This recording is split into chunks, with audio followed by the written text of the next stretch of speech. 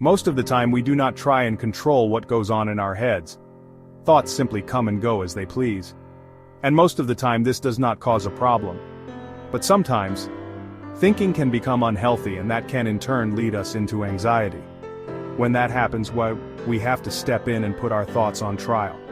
So, let's look at an example and see what we can make of it. Here is the problem thought. My daughter only visits me once a month, but if she loved me she would visit far more often. The case in defense of the thought is as follows. 1. We make huge sacrifices for our children. Surely it's not too much to ask that they visit us as often as they can. 2.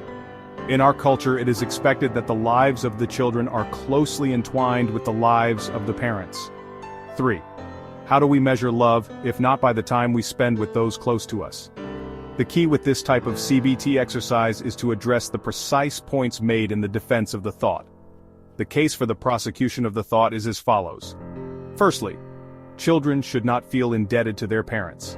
Indeed, most of the time the children go on to make exactly the same sacrifices for their own children, and so equilibrium is met. Secondly, in this case the parent's expectation is rooted in her Asian culture, whereas the daughter, who was born and raised in the UK, has to try and keep one foot in each culture. And thirdly, it would be a sad state of affairs if we were to only measure love by the amount of time we spend with each other. For example, we could be with someone 24/7 yet act hatefully towards them. Finally, if our thoughts do not get an innocent verdict, then we have to change or modify them. Obviously, finding a thought guilty is only the first step in the process. We would have to look again at what was regarded as a visiting failure and reassess matters. That in itself would be something of a process. And getting that right may not be straightforward.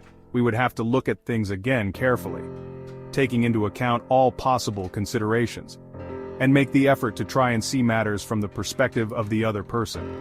That may sound a bit complicated, but setting emotions to one side and using logic as our guide can produce good results. But if you find that difficult or impossible, then don't be afraid to ask for help or advice. And if you like this video, then please hit the subscribe button.